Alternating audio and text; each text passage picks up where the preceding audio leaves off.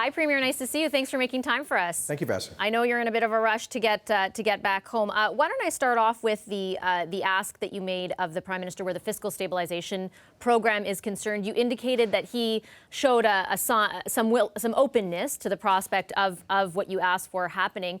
What exactly did he say he was open to? Is it the full $2 billion or just some openness to looking at the program? Well, the Prime Minister didn't indicate, but he did say that the Finance Minister Morneau is open to a discussion on at least some changes to the Fiscal Stabilization program when the Finance Ministers meet next week. I reminded him that we have unanimity, unusually, across all 13 provinces and territories, as expressed at last week's Council of the Federation. He had asked Premier Moe to get a consensus on any kind of equalization reform 3 weeks ago. Well, the consensus we arrived at was the simplest way of fixing this problem is through the Fiscal Stabilization program. So he's indicated an openness on that, but no details at this point. And what about on your part? What is the bar for you, as our power panelist Kathleen Petty was just bringing up, in order for you to be satisfied with what you get from the federal government? Does it have to be that $2 billion figure? Could it be $1 billion, $500 million? Where do you sit? Look, we're not here to play some kind of political game. Here's the bottom line. Albertans, through their federal taxes, contribute over $20 billion net every year. And without the arbitrary federal cap on that program, should have received an additional $2.4 billion. That is only about 10% of our net average annual contribution to the rest of the country, even though we have had a precipitous decline in revenue, $7 billion. We have the largest deficit in the country. We have an ongoing jobs crisis. For a province that has done so much to spread prosperity across the country, that's why all premiers called for a retroactive unlimited payment on the fiscal stabilization, as well as a prospective reform of the formula. You say that the cap was arbitrary. I believe it was set in 1987. Correct. Your province Alberta was going through a tough time in 2009 when you sat around the federal cabinet table. Why didn't your government remove the cap at the time? I recall no request from the government of Alberta at the time. And, you know, we've been through little dips before. We usually get through them in Alberta pretty good. This time it's been 5 years of economic stagnation and decline.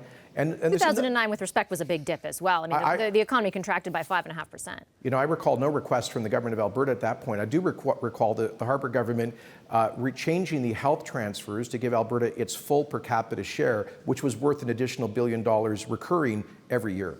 There was requests from Saskatchewan at the time to even further change the equalization program, though, and your government at the time did not comply. You know, the Harper government did change equalization. As you recall, Premier Danny Williams refused to fly the Canadian flag on the legislature. So, you know, a couple of things have changed in the Federation.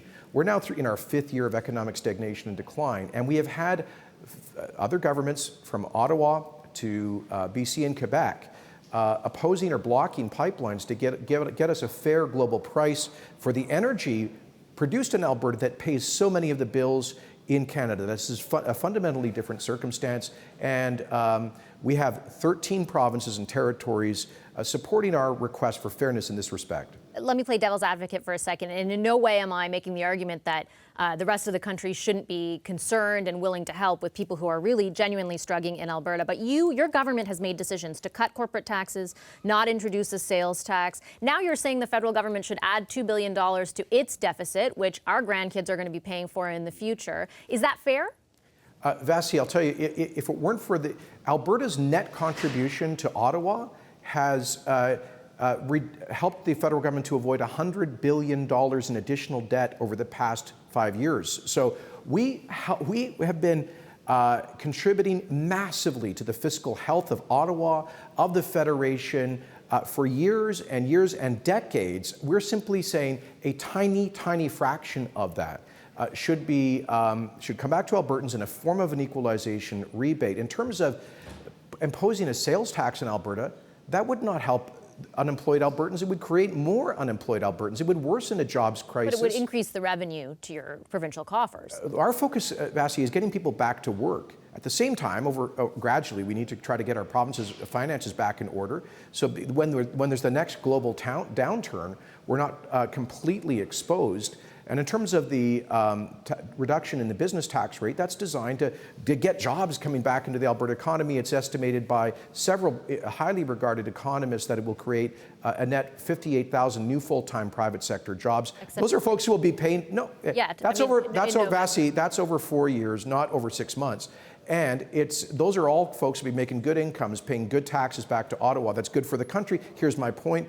Alberta prosperity equals Canadian prosperity. Where will the money go if you do receive $2 billion? Will it go to program spending or towards the deficit?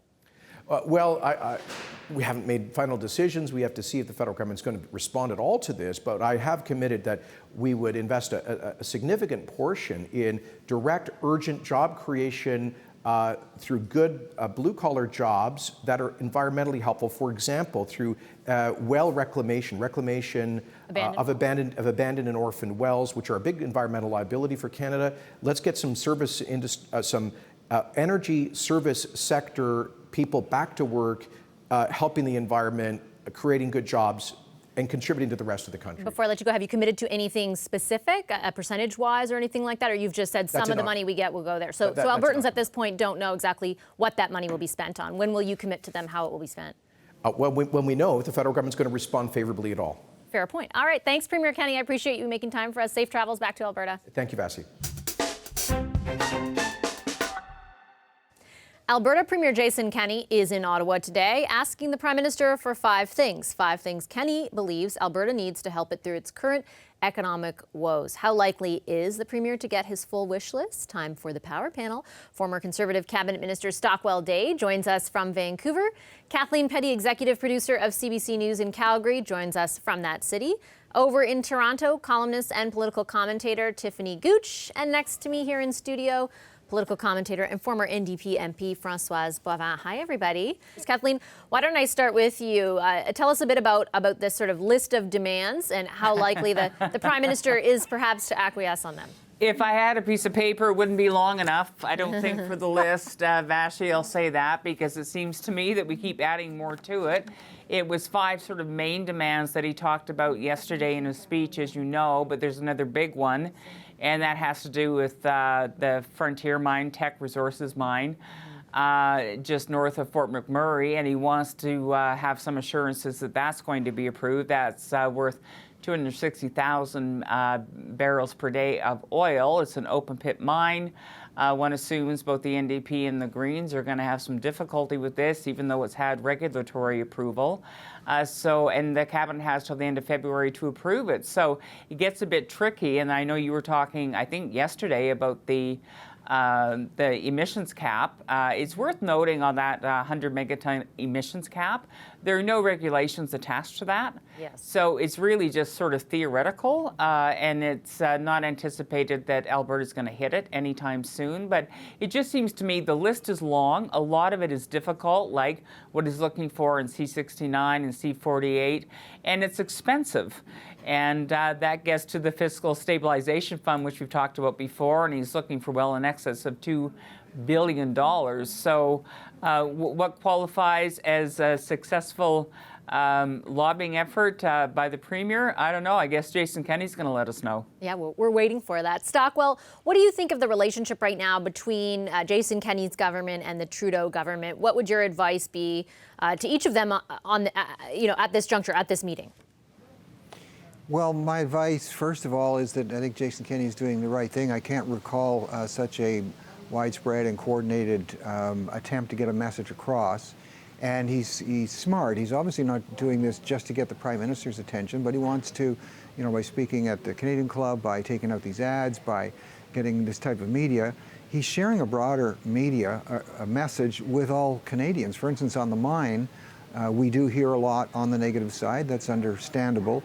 What doesn't get reported is that this mine has the support of about 41 local Indigenous groups.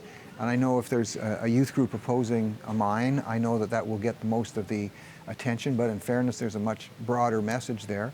And as far as the credits go and lowering emissions, he's trying to get a message across that Canada's products, oil and gas products, rightfully refined and made at emissions level lower than they ever have been, will actually help to reduce global emissions worldwide. So there's increased carbon credits for that. So it's tough breaking through these messages which are very difficult to get out into the mainstream. I think overall he's doing a pretty good job at getting that message out, and hopefully the Prime Minister and his colleagues will be listening. What do you think, Tiffany, of the dynamic between that relationship right now, between the federal government, led obviously by the Prime Minister, and between Premier Kenney's government? What's your sense? I mean, there was so much rhetoric after the election. What's your sense of where things sit now?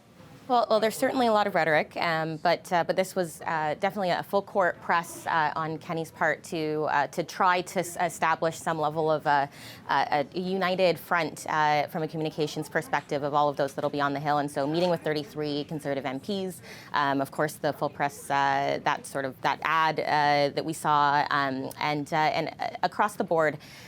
He's attempting to frame what will be necessary for his collaboration. I found it quite interesting that he's softened his language around Bill C-69 and Bill C-48, sort of versus that I want to repeal this to having more provincial input into regulations. And so at all points, I'd say this seems like a move forward that's not as adversarial as some of his comms have been in the past, but more just with a framing going into the new meeting we'll see, I think it's next week, with the finance ministers, and sort of framing that conversation to make sure that everyone knows what they're hoping to see. Yeah, it looks like the finance ministers will be the meeting that at least informs the decision where the Fiscal Stabilization, François' program is concerned.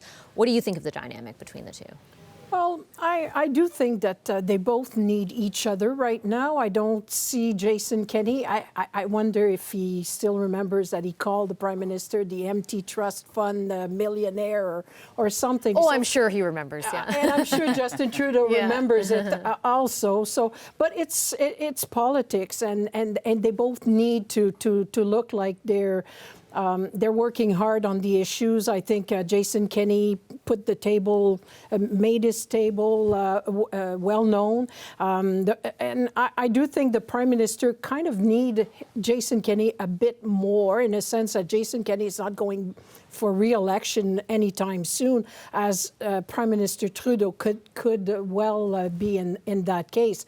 I don't think that the Prime Minister sees a battle against the West as a good fight right now, just by the actions that's been taken by his new government, sending his ministers. So I'm sure Minister Morneau will have his mandate to try to be a bit like Chrystia Freeland was, listening, taking notes. Somebody was tweeting yesterday that Chrystia Freeland was taking more notes during Jason Kenney's speech at the Canadian Club than the journalists were. So I think that they are really aware of what's going on, very aware also of where they can come up with understanding, which might not be that big, but that, like Tiffany was saying, the fact that he toned down a bit of his demands on 69 and 48 is showing that they're all willing to play politics in the fuss. I wonder what you think, Kathleen, though. I mean, we're sort of in this period where these discussions are occurring, these pitches are being made, perhaps on either side. Specifically, we know the list of demands from Premier Kenney. But eventually the rubber is going to hit the road, and I imagine that things will come to a head. I'm thinking, for example, of what you brought up on the approval of the Frontier Mine. That's coming up in February. We've also got a decision, like a fiscal update. Will there be anything for the stabilization program, like built into that update? There will be some markers coming up that it will be hard to just keep going with this, oh, well, we might help you, et cetera, et cetera.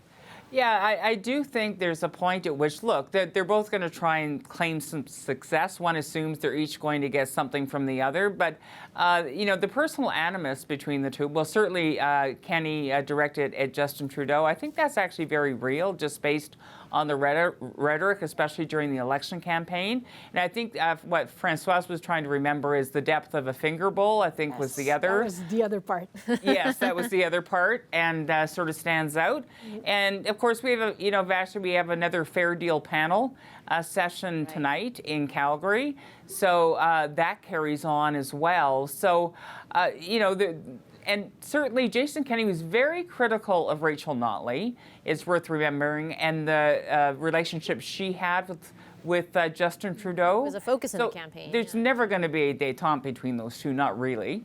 And I think Justin Trudeau will, just because of politics, will always be left not fulfilling the expectations of a list that I think it's fair to say is breathtakingly long. I'm not passing judgment on the individual items on it, and I do agree that I think his tone has changed. He does seem a bit more conciliatory and a bit more sort of open to compromise on some of the details around some of the things on that list, but the list is long nevertheless, and in some cases difficult for, I think, for the Prime Minister to fulfill. Stockwell, what do you think of the acrimony between the two? Do you think it's real? Do you think it's personal? Do you think it impedes anything going forward, or is it just politics? A little of both. I can remember when we were all in Parliament together, the three of us and others, of course, and there was actually a lot of goodwill, even with Justin and Jason and different ones when we'd be sort of sitting around in between question period. But not only are the stakes higher now, these issues that Premier Kenney is raising are very real, and they're real to millions of people whose livelihoods depend on them. So if he gets the sense, as he did certainly during the campaign, that the Prime Minister doesn't really understand tough times that people are going through, then he's going to get worked up at that. And it might not be personal in terms of the person of the Prime Minister, but if he thinks at all, and I think he does a bit, that it's not being properly looked at, and the federal government does not really care the way it should, then yeah, he's going to be upset, and that appearance of upset will be real. Tiffany, what do you think? I'm hopeful that it's a sort of turned tide in how they're able to speak to each other in private and in public.